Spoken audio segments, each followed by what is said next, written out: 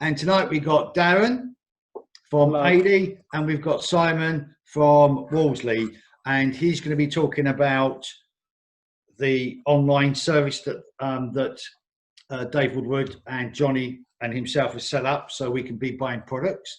But also Darren's going to be talking about the new legislations that are going to be coming in for the heating industry, about the boiler and servicing it and benchmarking, etc., on that. So further ado, I don't want to bore everybody again. So I take it, Darren, you're up first tonight. I am. Yeah, if you'd like to introduce yourself to the members, and also if you can introduce what your subject's going to be, that would be really, really good. Absolutely. Anthony, you're going to be my button pusher tonight, so thank you for that. Check's in the post. I'm also joined by Colin Yerp, who is AD's Senior Technical Trainer as well, an ex-installer as well, so he's very good at the answering any technical questions that may arise throughout this evening's webinar as well. Yeah, good evening, everybody. Get Sharon then. Here she comes.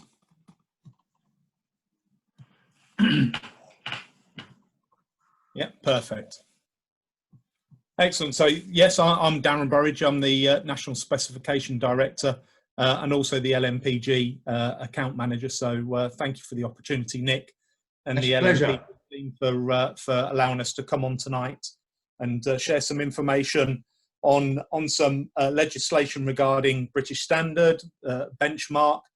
Colin will just go through some bespoke landlord LMPG forms that we've created in conjunction with you guys as well, which we believe will help some of the members when it comes to annual boiler servicing as well. Some detail about chemicals, because Nick, we've done filters in the past, so we've decided tonight not to dwell on filters tonight, but we really want to talk about how we can help the members with their heating systems in their tenants' properties there. Next slide, please.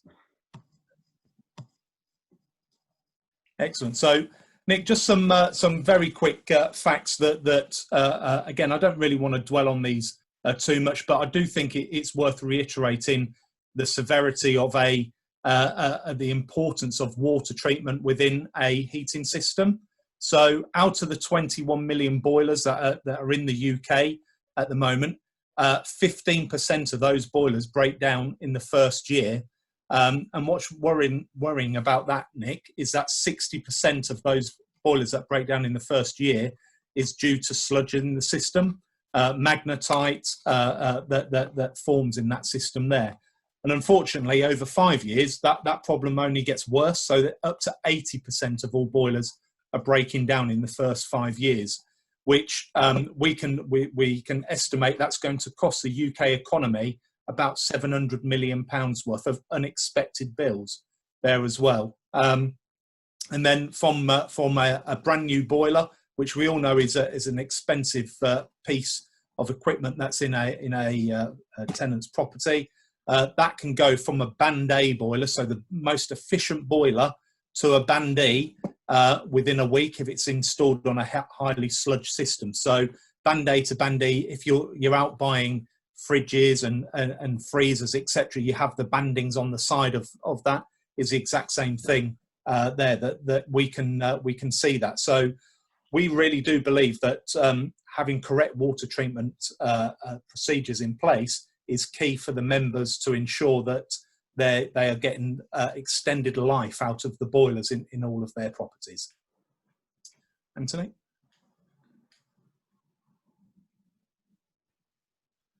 Okay, so I'll just start off just with a little bit of information regarding British Standard and benchmark certificate there. So, Anthony, the British Standard is a best practice and is a best practice standard that's coming from the BSI, British Standard Institute there. So what that actually means is that historically when it comes to one of the landlords, plumbers, heating engineers, they would have to do a cleanse of the system. A filter may be beneficial there, and you should put an inhibitor in the system afterwards there. What we've seen is that in conjunction with various other companies, the British Standard Institute actually have tightened this up. So the best practice now, it's not mandatory, but what they're looking to do is get the plumbing and heating industry to a much better level, more so for the homeowners, the landlords, the social housing providers. So this is where they're now talking about that you've got to do a chemical clean.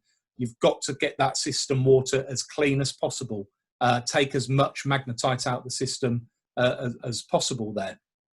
And that you've got to actually do some form of check to make sure that the system has been inhibited correctly there, and that the filter has got to be fitted on a system there. And again, I'm not going to dwell on filters tonight, because we've done that in the past. If anybody wants to talk about filters, I'm more than happy to share my contact details afterwards there. There is also now a consideration that if you've got a landlord that's got underfloor heating system in one of their properties, that you've got to look at a biocide, putting that through the system there, that actually, in layman's terms, it's like a bleach that you use around your toilet, is the exact same type of principle that you need a biocide going around the system there. Anthony?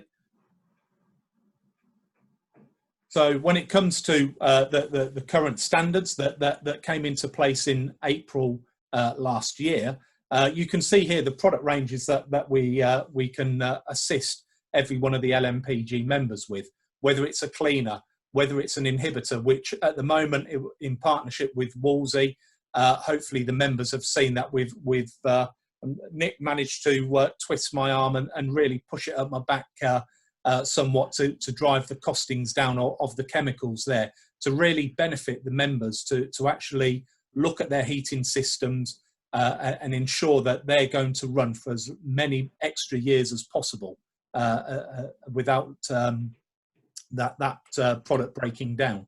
Filters, which I said we won't dwell on tonight.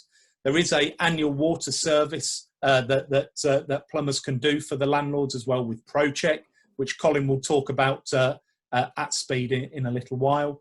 And then every 5 years, we've got to look at redosing a system as well. So this really is very similar to the car industry, Nick, here, that with a car, you wouldn't go and buy a brand new car and put your old oil in a new engine. You've got to be able to have that clean oil in that engine there as well. So with British standards, we really do push this as hard as possible to plumbing and heating engineers, so that they are always looking to better that heating system there. Anthony? Just on the buyer side, while we're here, Darren, Yeah. Can landlords add that, or should it be the plumber? Is it what, sorry? Can landlords add the buyer side, or is it the plumber's role to do that? Well, that's a good one for Colin, actually. I'm pretty sure that one there is that the plumbing and heating engineer would put that in, Colin. Yeah, I'm going to say we would usually obviously recommend your heating engineer, Anthony, is involved with that. But again, the rapid version, as you can see at the bottom, the MC10, the purple one at the bottom of the slide there, that isn't a rapid version that can be added if the landlord is competent on using and involved with water. It's the easiest thing, though, Anthony, get the plumber in. Get the heating engineer in is the safest bet. Thank you. I've never had a underfloor heating. Paul, you've got one. Do you have to get that serviced every 12 months, just like a boiler? Yeah, underfloor heating, Nick, is you should be keeping on the flow switches across the top there that do all the different circuits that you have on your underfloor heating. Those flow switches require setting. Now, every 12 months when you quickly come along, you might glance into the cupboard where you've got your manifold, and suddenly you can't even see the flow switches bobbing up and down because the water quality in there is so poor. So yeah, Nick, underfloor heating manifolds wants checking to make sure the flow rate's right. If you haven't got the flow rate going through the circuits, Nick, there's certain areas where the cat will be leaving because it's not quite warm enough on the underfloor. Simple as that. You know, we've got to make sure these are efficient throughout the whole of the house. Okay, good. I didn't know that. Cheers. Okay, I've Anthony. never used one. Never put one in. Okay. So benchmark. This is something that I just thought it would be good to make the landlords aware of this. The benchmark warranty scheme is a warranty scheme that every boiler manufacturer subscribes to.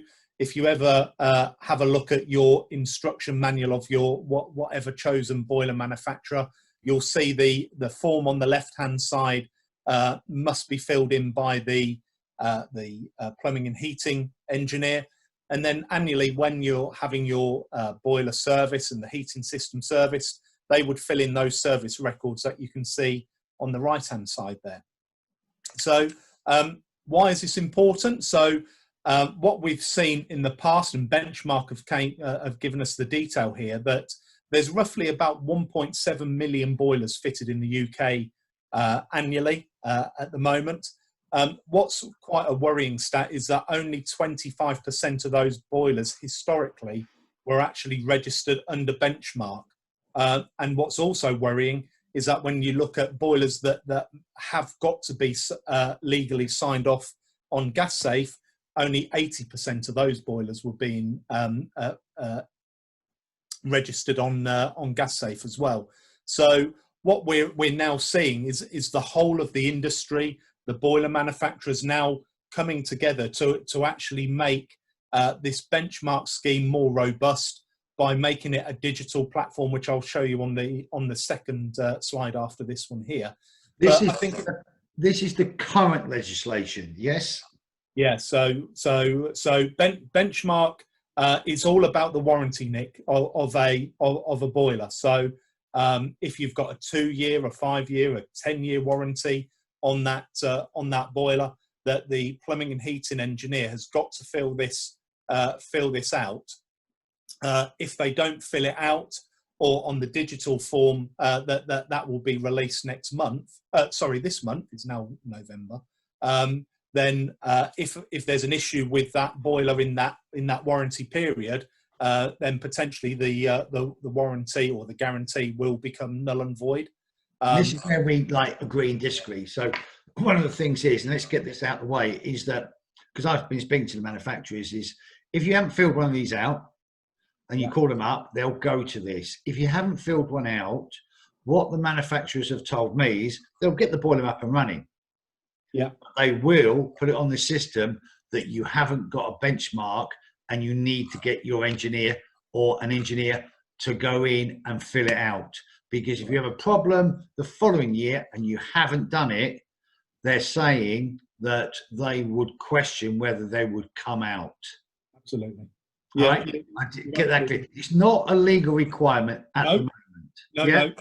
No, absolutely. But I think with this, Nick, it's very much that is about just making the landlords aware that if you're going out fitting, getting new boilers put in your property, is to make sure that this is filled out. And also from a service point of view, I'm jumping ahead, but I want to come back that Colin will just go through we've created a bespoke LMPG form, which we'll show you in a couple of slides time, that will help every one of the LMPG members when it comes to servicing requirements for their heating system, because this isn't just about ensuring that boiler's got longevity there, but it's also just making sure that the tenants' energy bills are being reduced. We've all got even if it's a moral obligation to the carbon reduction that we've all been signed up to as a country as well. So by Darren, move on from that at the moment. I want to get to the real nuts of this. Now, that questionnaire benchmark is changing. It should have changed this year. It's moving on to next year. Am I correct in saying that? No, if you click on to the next slide, Anthony. So this is off the benchmark website.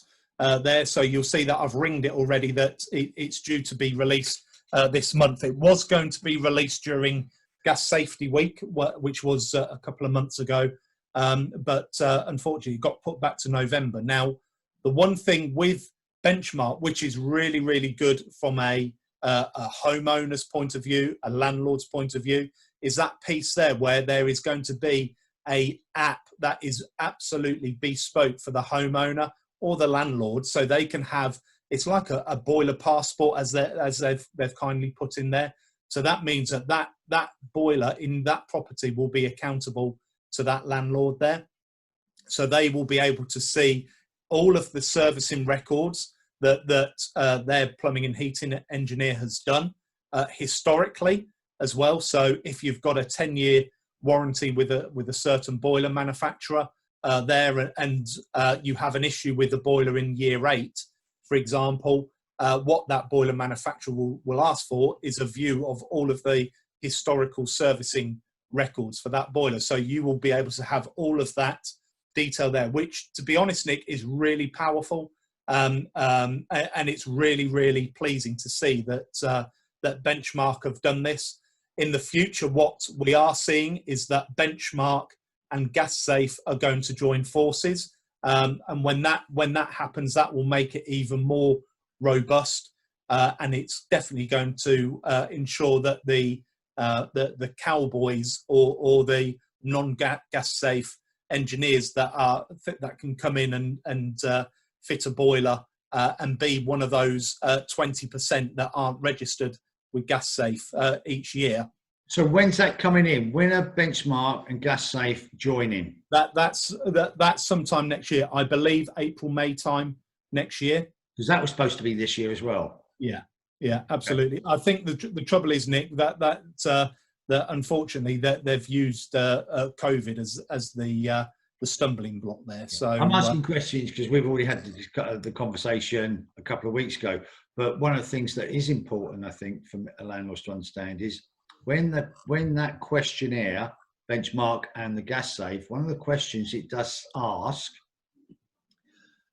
is, have you flushed the system? Have you put chemicals? And at the review, at your annual service, it asks the question, have you changed or done a chemical test for the water? Am I correct in asking that question? Yeah, absolutely. Right. I think if we flick on to the next slide, you'll see the bespoke form that we've created. I'm not asking about the bespoke, but when GasSafe and Benchmark link together. Yeah, that absolutely, Nick. That okay. Will when it comes to the new install, it will ask, has it been chemically cleaned? Has it got a filter fitted? Has it been inhibited? What's the water testing methodology? So how can you prove that the inhibitor in that system has been put in correctly on new installs, and also on an annual service, which this form will also help all of the members as well. Is a bit of a tick form that they can go through, and the engineer can sign it, the landlord can sign it as well, so that they know that plumbing and heating engineer has done all of the necessary checks to make sure that heating system is going to perform as well as possible, and ensure that there is a reduction in breakdowns and issues with that heating system for their tenants. So and that'll be on our website for them to download free of charge. Yeah. This is already on the LMPG site, which again, there's a couple of slide a little bit later on, which I'll just bring up there. But Colin, can you just quickly run through this, because this was your brainchild? Well, only very good, Nick. It was last time we spoke. Really interesting conversation. I was concerned when you said to me, Col, nobody's ever told me what I need to do with my water system. So I went away thinking to myself, CP12s, gas, we've got all that covered. We have to fill those forms out. But I was concerned, is there something we can help the members with? So this form gives, I hope they get their engineer to fill this out, carry out simple questions to be asked, and if they go through it, even to the question I put down there, has the tenant had any problems with the heating system? So you as a landlord can get an overview of what's going on. Do we need to address that problem? Do we need to get that situation under control, Nick? And this form then makes us have the questions and answers there available to us. And you know, we've kept it nice and simple, but it wouldn't take an engineer very long to fill this in. He's got his pen out there because he's got to do CP12. So I made it an 8012. So I hope, Nick, you'll find that once these questions are answered, it comes back to the landlord. They then can assess, well, I'll tell you what, it looks like I've got water quality problems here. I'm thinking I'm going to get this assessed and get this done straight away before I have an expensive call out. And we don't want your members and their tenants being statistics at Downhad. Okay. So what walks hand in hand with this form as well is on the LMPG AD site, we've also created this guide to heating, which we've partnered with Wolsey as our trusted partner there. And that really just details how AD products can assist the members, not just on new installs, but also throughout the whole life of that system there. And it talks about what sludge is and what it actually does to the key components within those boilers there. So it's something that I can't stress enough that it's definitely worth having a look at there as well. Absolutely. Dan, very quickly, Nick, you know, I'm just going to go and do this once because I do like to do it every time. Magnetite in a system. If you haven't got a filter on the system, that magnetite's going around causing issues. Simple as that. No, I understand that, and I do understand that, but it's like, because people don't understand the importance, that it's not a problem until the boiler breaks down. I was exactly the same, and I really was. Even in my own house, I only had a filter put on about 3 years ago, and I knew better. Oh, I'll do that tomorrow. I'll do that tomorrow. I'll put chemicals in it. I'll put chemicals in it. Yeah, I'll do that in the next service. And it's because the people only care when that boiler breaks down. Absolutely. When that boiler's just ticking away, forget about it. I know landlords that they want a gas safe certificate and they've got like 30 houses. They don't want to be paying 50, 60 quid for a gas serve to be serviced. It's about paying £30, get them in, get them out. Problem only comes, and I was exactly the same, but it only comes a problem when that boiler breaks down. Then I've got to go and do something. Then I've got to ring a plumber. Then I've got to get it organised. Then I've got to get it delivered and and that becomes then a pain. Yeah. This is definitely walking towards problems here, Nick, and Colin will just go through a couple of the chemicals just very briefly why it's so important to look at these as well. Okay. If you can go to the next slide, please.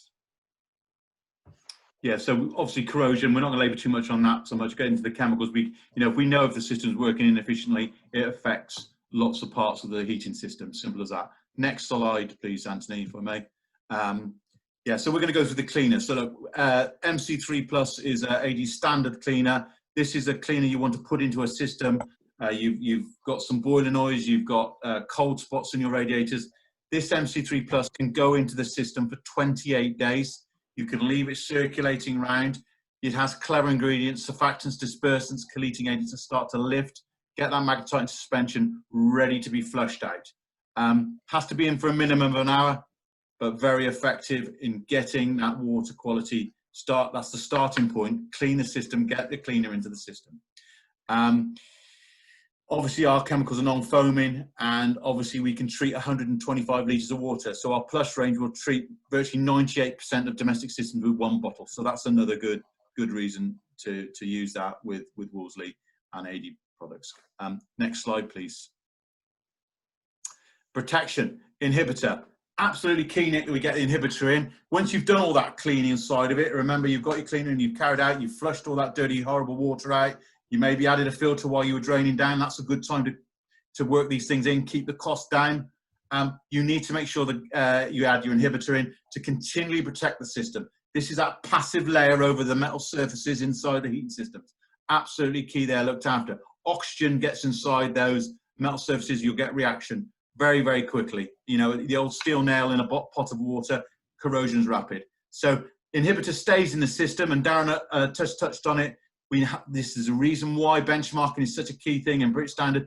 You need to check every 12 months that inhibitor level is correct. So when the guys are having their boiler services, that form we did earlier, you'll be able to tick that box and make sure that the inhibitor level's been checked to make sure that the corrosion is kept to a minimum in the properties that are being run by the landlords there.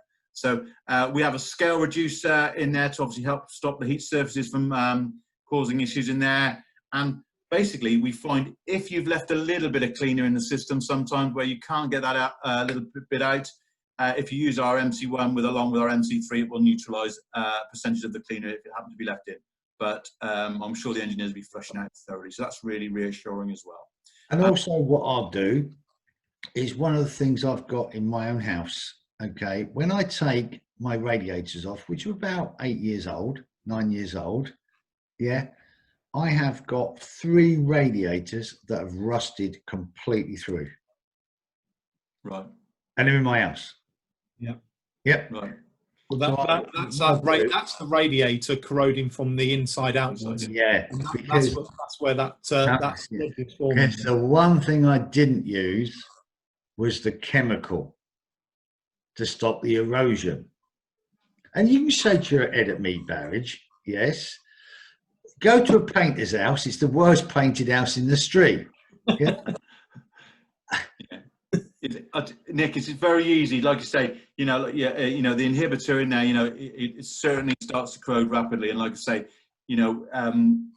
very straightforward to get the inhibitor injected in or into a bottle form. But yeah, inhibitor levels are absolutely key to keep your pH right. Yeah, absolutely. So unfortunately, Nick, yeah, you obviously lacked a bit of inhibitor in at the start.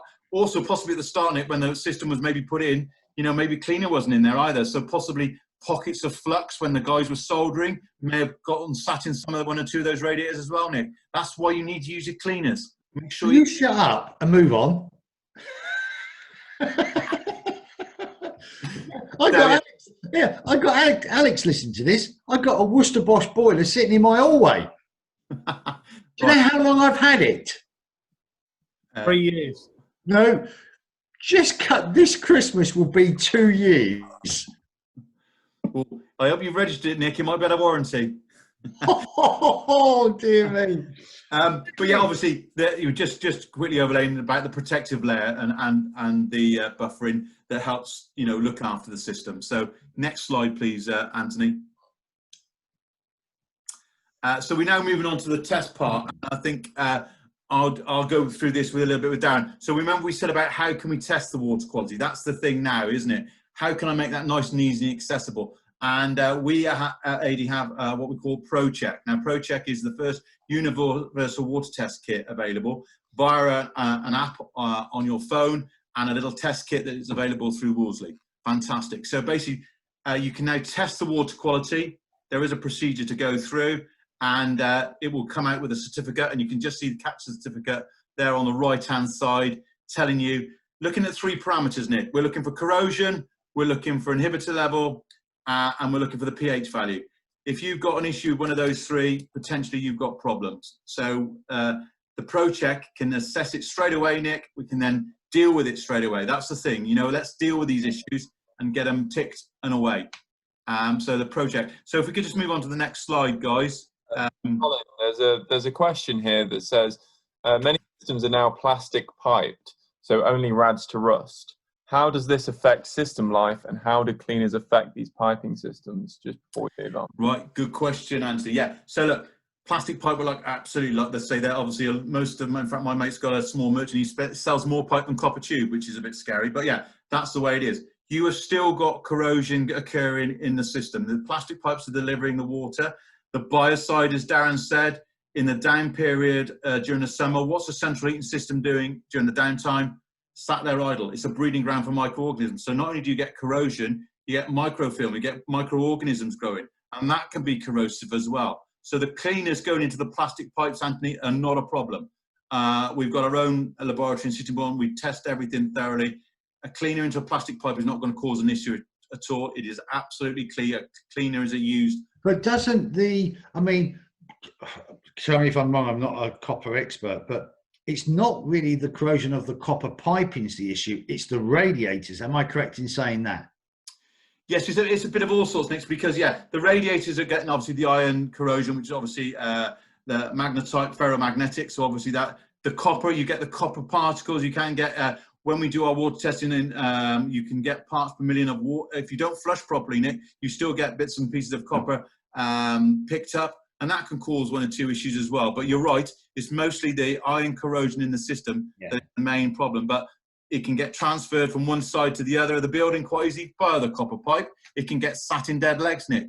Suddenly the corrosion sat inside those pipes. How often have we seen those copper pipes block solid sometimes where corrosion is happening? No, I tell you, I've seen that, myself. Yeah. A couple of other questions I've just seen there. So from Sunnit, how often do you need to use a radiator cleaning system? Well, with that, what you should really only have to do that once, Sunnit, using that MC3 cleaner there, and then as long as the inhibitor levels are topped up annually, that will suppress and reduce the amount of corrosion in that system. So using that car analogy again, it's like the oil going around the engine, protecting that barrier between the engine block and the pistons going on there. Another question from Paul that I've just seen regarding the flushing of systems. Yeah, we do a Magna Cleanse flushing kit, which plumbing and heating engineers can purchase from Wolsey as well. So they would use that in the tenant's property. It's a 2-hour process to extract as much of that magnetite as possible. You would have seen on a couple of my posts that I put on the LMPG site some of the big magnets with the big rings of magnetite on there as well. So you can see here, that was really good, Anthony. Very slick, thank you. Very slick. Some of the posts that I've put here. So that in that middle one there, that picture on the right-hand side, the rings of magnetite. So go back to our old school days. This is the positive, negative charge of a magnet, which creates those rings of magnetite there. On the right-hand side, that's a severely sludged system there. So, do you really want all that horrible black gunk being pushed around your heating systems, your pump having to work harder to push that around the system there as well, and choking all of the key components in that nice shiny Worcester boiler that you can see on the left-hand side there. There's a Micro 2 filter that's protecting it. So on the return pipes of that boiler, taking out all of that magnetite and allowing nice, clean, fresh water to be circulated throughout that throughout that boiler. Darren, just remind me not to go on a dinner date with you, mate. I know what happened the last time we did that. Anyway, moving on. So I would encourage all the members. We've now got a page on the LMPG site under the partners page there. There's lots and lots of information there. Some good tips from Colin that's on there as well.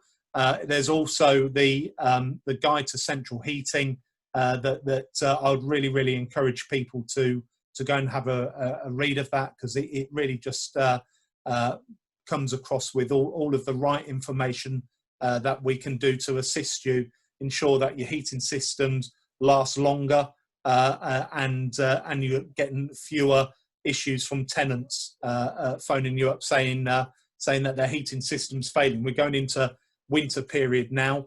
We've got people that are working from home because of furlough or lockdown at the moment. So now what we're seeing more and more is that tenants and homeowners, they're turning the heating on throughout the day, and they can hear that bubbling noise or the ticking noise, or there's a pinhole in a radiator, and that's where all hell breaks loose. So this is about walking towards issues rather than becoming one of those statistics that we spoke about earlier on.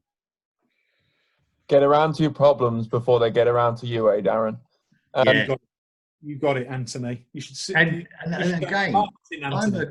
again, I fall, and my missus would tell you, my girlfriend, I have to go up to the loft once a day to pressurize the system. Don't even look at me like that, Colin. Sorry. Yeah, that's reality. Because I didn't do anything about it 3 years ago because I was too busy. Yeah. And that's why, because I've been bitten, and it's going to cost me probably about $2.5 grand because all the radiators have got changed, all of them. Yeah. And I got to Bow ones. Yeah. So, yeah, that'll teach Yeah, me. Nick, unfortunately, Nick, that's I've been to many jobs myself when I was on the tools. You know, constantly flash water in there, bang, you've got problems. Yeah, so unfortunately, it doesn't take long to No, it doesn't. No, it certainly doesn't. No. So, Nick, thank you so much for your time, your members' time there. More than happy to take further questions. Give my contact details out if need be, and we'll answer any questions. But thank you so much for coming on. I know it's not a big hitter for members. Before you go, just one last question. What's the difference between the two sizes of filters? You mentioned a micro, and you've also got the professional as well. Yeah. Okay. Well, basically, there's two different sizes. But what it is, Anthony, is basically the filter has different capture rates. So basically, if you've got the small micro filter, that filter can capture a certain amount of magnetite. Once it's captured that amount of magnetite, obviously then it will pass. So obviously that's one side of a microfilter. So then you have the next size up that still has the same amount of flow rate available, but it obviously has double the amount of capture available. Now this is where cleaning the systems are absolutely key, Anthony. The filter on the system is there to continually protect the system.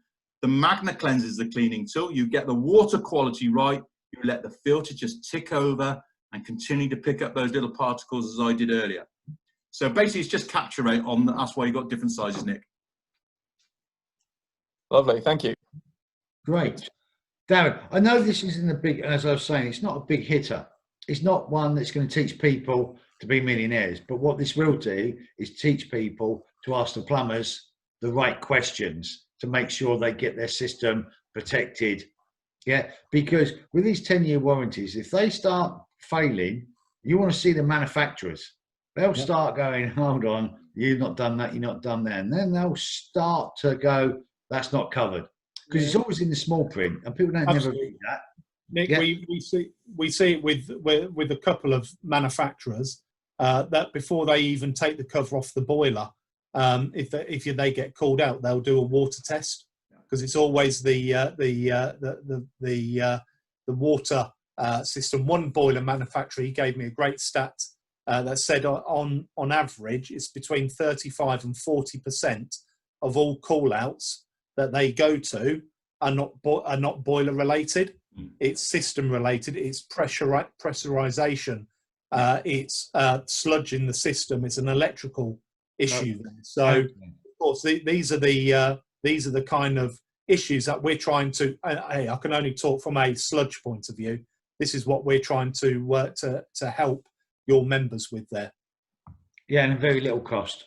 No, I totally understand. All right, but just thank you very much, Darren. Yeah, as always, supporting NMPG members. And one thing I would like to say is that our manufacturers are really supporting the landlord market. Yeah, they're giving their own time up to come on and do this. Okay, so really just a big round of applause and a big thank you for you two, Colin and Darren. Yeah. Cheers, Nick.